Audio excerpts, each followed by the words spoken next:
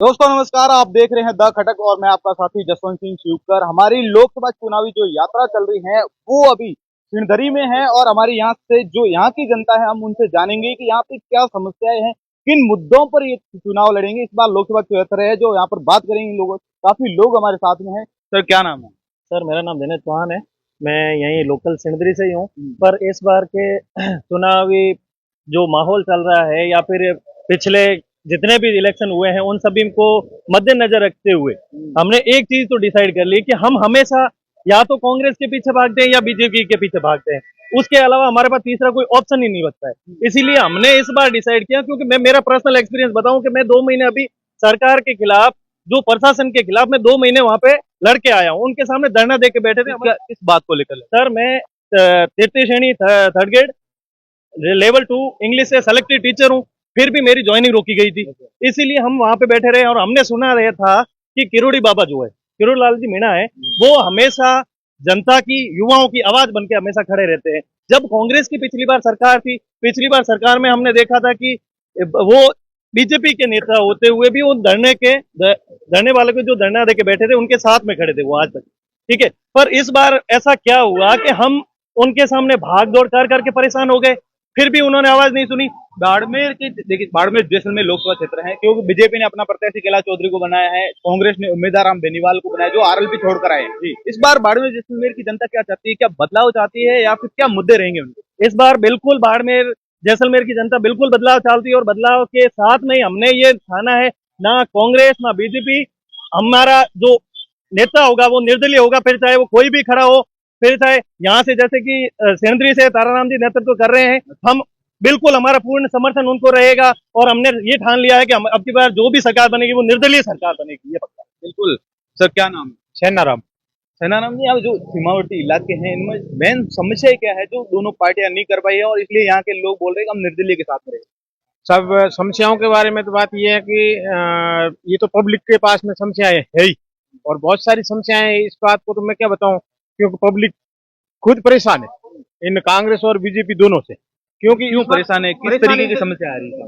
मूलभौतिक समस्याएं ले लो सब, पानी की ले लो, शिक्षा की ले लो, रोजगार की ले लो, कई तरह की समस्याएं जो समस्या जनता के पास में है, लेकिन उनका समाधान जो है आजादी के बाद आज तक नहीं हुआ है। तो उसके लिए कांग्रेस और बीजेपी नहीं करके अब इस बार निर्दलीय उम्मीदवार के रूप में माननीय श्री ताराराम जी के समर्थन में साहब एसटी, एससी, ओबीसी, माइनॉरिटी और मूल निवासी क्षत्रिय संघ वगैरह, इन सब से मैं तो हुई, और उनसे भी निवेदन करूंगा कि साहब आप भी इस बार जो है जनता का जनप्रतिनिधि सुन के जो पार्लियामेंट में भेजे। बिल्कुल। सर आप क्या कहना चाहते सर मैं ये कर रहा हूँ, एक्चुअली से मंगलाराम भील हूँ। हम ये कह रहे हैं सर कि अब की बार हमने बीजेपी कांग्रेस 75 साल से देखते आए हैं, सबसे बड़ी समस्या है वो अभी तक 75 साल के अंदर पानी भी हमें नहीं दे सकते। पानी नहीं दे? हाँ, तो बाकी समस्या तो आप छोड़ो, रोजगार, शिक्षा की और चिकित्सा की, पानी तक भी हमें उपलब्ध नहीं हो रहा है। अब यहाँ की बात करें तो 1500 और 2-2 हजार में पानी के टैंकर उपलब्ध होते हैं, तो हमारे नेताओं तक ये बात है, तो हमारे नेता पानी की बात करें ना तो जो केंद्रीय जल शक्ति मंत्री हैं गजेंद्र सिंह शेखावत, उन्होंने बोला है और मोदी सरकार ने एक योजना निकाली है, घर घर जल मिशन योजना। उसके तहत उन्होंने ये वादे किए हैं कि हमने घर घर पे नल लगा दिए हैं और पानी आ रहा है। सर मोदी जी ने बहुत वादे किए होंगे, ये वादे खोखले वादे हैं, कोई वादे नहीं है। आज दिन तक हमारे शिवंद्री के अंदर, मैं एसटी की बात कर रहा हूँ, सारी सबकी बात कर रहा हूँ, हमारा यहाँ धरना प्रदर्शन होता है। अब जो भी ये सरकार बनी है भजनलाल सरकार, उसके बाद में भी 4 महीने हो गए, अभी तक केंद्र में कोई पानी की सुविधा नहीं है, और यहाँ के लोग भी 1000 और 1500 रुपये पानी टैंकर करने वाले, और हमारे एसटी के 500 यहाँ परिवार घर रहते हैं। आज तो 75 साल में एक भी घर नल नहीं है, कौन बातें कर रहा है? ये बातें तो इस बार सिंदरी की जनता किसके साथ? अब की बात हमने तो खूब देख लिया, अब निर्दलीय सरकार, हम ताराराम जी मैना के साथ में है, और उनका हम और भी समाज से रिक्वेस्ट करेंगे कि भाई हमने 75 साल तक आपको वोट दिया है, अब की बार हमारे ताराराम जी मैना साहब भी उम्मीदवारी करें, उनसे भी हम आपसे उम्मीद करेंगे कि भाई आप हमें 75 साल तक हमने वोट दिया, और अब की बार हम हाथा जोड़ी करके कहते हैं आप ही हमें कुछ हमारे ऊपर विश्वास करें। सर आप क्या कहना चाहते मेरा नाम फूलचंद केपी है और जिलाध्यक्ष भील समाज जिला बालोतरा। हैं? सिंदरी की जनता क्या चाहती है? इस बार क्या होना चाहिए? मेन मुद्दे क्या है वालों का? बालोतरा क्षेत्र एरिया के अंदर जो बात करें तो ऐसे कई गरीब और शोषित वंचित तबके की बस्तियां हैं जो मूलभूत सुविधाओं से वंचित है। बहुत सारे अधिकार दिनानुदिन लेकिन संविधान के अंदर जो मूलभूत अधिकार जो दिए गए हैं उस सुविधाओं से भी वंचित तबका जो वंचित है, और राजनीतिक नेतृत्व के रूप में अगर पार्टियों में देखें तो शून्य मात्र है। आज देश के 70 साल आजाद होने के बाद भी सामान्य सीटों पर वंचित तबके का कोई प्रतिनिधित्व नहीं है।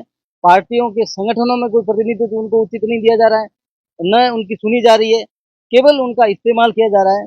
और इसी तर्ज पर, इसी को देखते हुए ताराराम जी मेहना जो नेशनल लीडर है और लंबे समय से सामाजिक क्षेत्र में वंचित तबके के जागरूक करने के लिए काम कर रहे हैं। विशेष रूप से इस देश में संविधान के ऊपर खतरा मंडरा रहा है, संविधान खतरे में है, संविधान को खत्म करने का षड्यंत्र चल रहा है। उसी को लेकर के संविधान किस तरीके से बचे, अगर संविधान बचेगा तो आम आदमी के अधिकार सुरक्षित होंगे, आम आदमी के अधिकार मिलेंगे। उसी को लेकर ताराराम जी की मुहिम के हम लोग सभी साथ में हैं। धन्यवाद। निर्दलीयों की बात करें ना, तो निर्दलीयों में काफी नाम सामने आ रहे हैं। पार्टियों ने तो कैंडिडेट उतार दिए, निर्दलीयों में शिव से विधायक है रविंद्र सिंह भाटी, उनका भी नाम आ रहा है, ताराराम जी का भी नाम सामने आ रहा है, एक और नाम है प्रताप आराम डूंगरी वाला, उनका भी नाम सामने आ रहा है। वो जो भी निर्दलीय प्रत्याशी आपने नाम बताए हैं दूसरे, वो सभी पार्टियों से उन्होंने डिमांड की थी सीटें और उनको नहीं मिली, इसीलिए वो बागी हो गए। लेकिन ताराराम जी ने किसी भी पार्टी से डिमांड नहीं की मुझे टिकट चाहिए। ये लोग ताराराम जी मेहना साहब जनता के बीच गए और जनता से पूछा, जनता से राय ली, जनता से स्वीकृति ली, सहमति ली, तो उन्होंने सहमति दी कि आपको चुनाव लड़ना चाहिए। बिल्कुल, यहाँ के लोगों का कहना है कि हम तो सरकार या कोई भी पार्टी से मतलब नहीं है, इस बार तो हम निर्दलीय की सरकार बनाएंगे। जुड़े रहे द खटक के साथ। धन्यवाद।